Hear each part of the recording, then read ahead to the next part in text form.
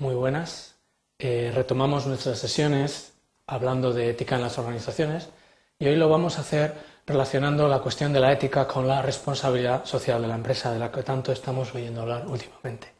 La presentación la voy a dividir, como he hecho en otras ocasiones, en una serie de cuestiones. La primera es ¿desde cuándo se habla de ética y responsabilidad social de la empresa? Haré una visión panorámica de la evolución del concepto. ¿Es posible formular unos principios éticos de responsabilidad social de empresa? ¿Qué instrumentos se están empleando en estos momentos para lograr la RSE? Y por último, ¿de qué dependerá realmente el éxito de implantación de este tipo de instrumentos o políticas? Finalmente, haré alguna referencia a lecturas que puedan complementar lo poco, las pinceladas que voy a intentar dar en esta sesión. Bien, ¿desde cuándo se habla de ética en la responsabilidad y ética y responsabilidad social de la empresa? ¿Desde cuándo? La evolución histórica que voy a plasmar en este gráfico hace referencia al caso de Estados Unidos. Sin embargo, el caso de nuestro país es paralelo, totalmente paralelo. Lo único que tendríamos que hacer es correr las barras que van a ir apareciendo unos años en el tiempo, 20, 30 años en el tiempo, en cada uno de los casos es distinto, pero voy a referirme a estos autores que han hecho la cuestión de qué es esto de la responsabilidad de la empresa.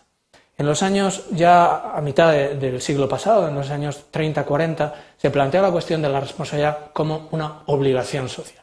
Y en ese sentido es paradigmático el caso de Milton Friedman, que dirá que la misión o la responsabilidad de la organización es servir a los intereses económicos de los dueños. Al final es el accionista el que importa. Y esa es la única responsabilidad de una empresa. Una empresa, en este caso, como tiene como fin ganar dinero, no debe preocuparse más de eso dentro de la legalidad, eso sí, dirá Friedman. Más adelante en el tiempo, en los años 50, como se puede ver, se plantea que la responsabilidad social no es solo una obligación, sino que hay que dar respuesta como reacción, y en ese sentido el poder que tiene la organización empresarial exige responsabilidad no solo económica, sino también legal, pública y social. Surge entonces toda una cuestión de debates públicos en los que se plantea cuál es esa responsabilidad social, que va más allá de lo estrictamente económico. Estamos en los años 50, este debate ha sido mucho más tardío en el caso de nuestro país, pero se ha producido igualmente. La responsabilidad como sensibilidad social es el paso siguiente en el concepto de responsabilidad, en el que se plantean los autores y después la sociedad, se traslada este debate a las sociedades de la academia. No basta con responder a los requerimientos del mercado cumpliendo las leyes y las expectativas sociales, hay que anticiparse, hay que prever. En ese sentido, todo el movimiento ecológico, el movimiento verde, ha sido un saber adelantarse a un interés social y ha sido llevado al ámbito de las organizaciones empresariales. Por último, cabe toda una nueva interpretación desde los años 80 que se ha denominado la responsabilidad como actuación social. No basta exclusivamente todo lo que hemos dicho, sino que además hay que incorporar enfoques, los enfoques anteriores hay que incorporar principios, procesos y políticas. Por tanto, hay que plantear la responsabilidad tanto institucionalmente como en el plano organizativo y en el personal. En este sentido, precisamente este enfoque de responsabilidad social que lleva a la acción práctica en los distintos niveles organizativos, no solo hacia afuera, hacia la sociedad en sentido externo, sino también hacia adentro en el ámbito organizativo y con principios morales concretos, en ese sentido este último enfoque más reciente en el que en estos momentos nos encontramos coincide precisamente con la aparición de la ética empresarial o ética en las organizaciones empresariales como disciplina, en los años 70-80. La aparición realmente es el resultado de los escándalos que se producen y de la corrupción que durante aquellos años se produce en Estados Unidos, que llevan a incorporar esta disciplina a las universidades y a las escuelas de negocio. Bien, como se ve, esta es una evolución que aunque se da en el plano académico y de debate público, y puede reflejarse, o se refleja bastante bien en este gráfico, aunque se da, están conviviendo todas ellas. Y en ese sentido, en este momento, sigue todavía abierto el debate en cuál de estos planteamientos o enfoques, en cuál de estos niveles tendría que moverse la empresa. Toda una cuestión de política, de descripción de cuál es la responsabilidad social, en la que no voy a entrar, pero esta es la evolución de la disciplina. Bien, ¿es posible formular unos principios éticos para la responsabilidad social, como se veía en el último de los enfoques? ¿Necesita la responsabilidad social de criterios éticos, morales? Pienso que sin ellos la responsabilidad se convierte en irresponsabilidad social. Y esto puede parecer exagerado, pero damos respuesta de aquello de lo que somos moralmente responsables, no solo de aquello de lo que se demanda en la sociedad. Dicho de otro modo, en muchas ocasiones la sociedad no está demandando algo que es bueno en sí mismo y debo darlo porque es moralmente conveniente. Y en ese sentido, la responsabilidad social lo es no como respuesta a lo que se me está pidiendo, sino porque la sociedad está constituida por personas y trabajo con personas para las personas. De modo que son esenciales los principios morales.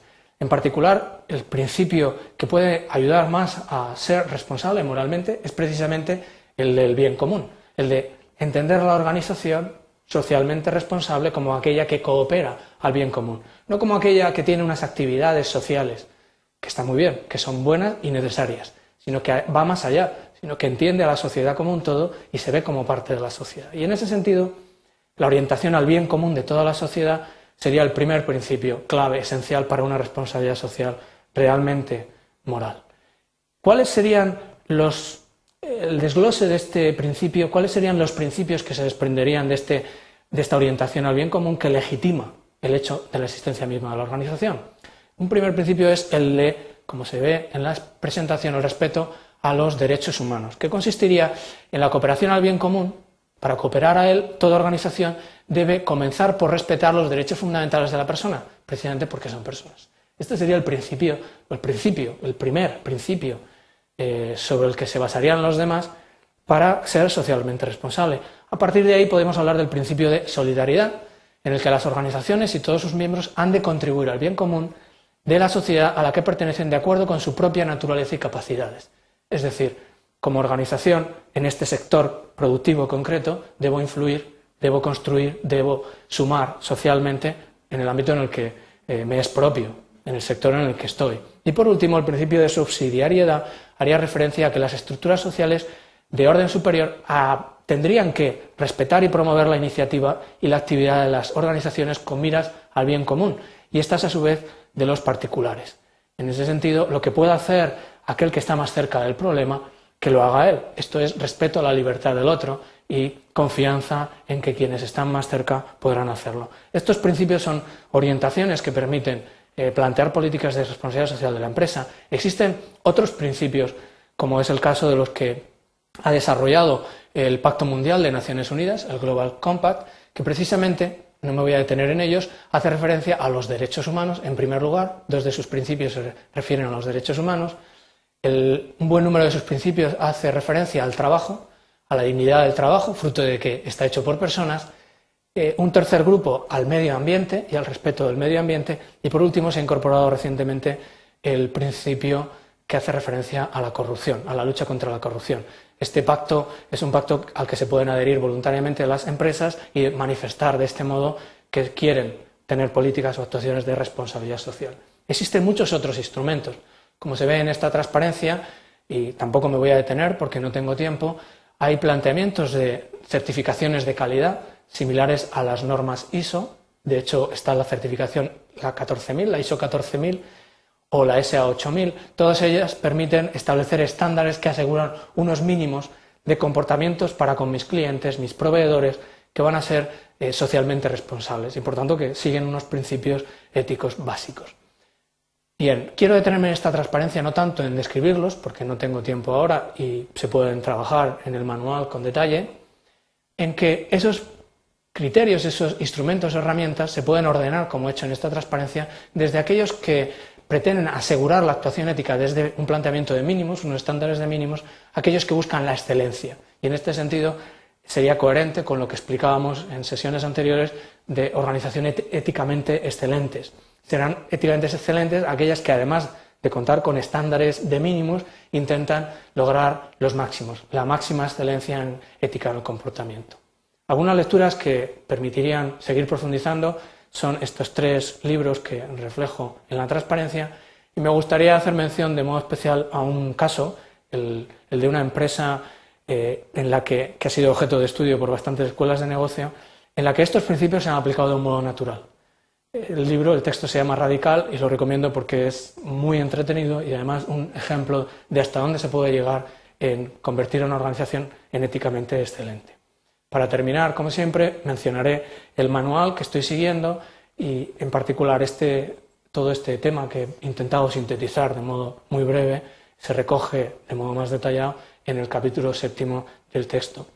Quedaría por hacer referencia al apéndice del manual, en el que he intentado dar un mapa de carreteras de cuáles son las distintas teorías éticas y cuáles son los enfoques que caben desde el punto de vista más bien teórico. Todo el resto del libro ha tenido enfoque en todo momento práctico y por eso precisamente planteo el apéndice al final, para que se pueda hacer la reflexión teórica después de haber visto que la ética no es un invento, es una dimensión de la realidad humana en la que damos luz, la estudiamos y podemos mejorar en la medida en que profundizamos en ella. Muchas gracias.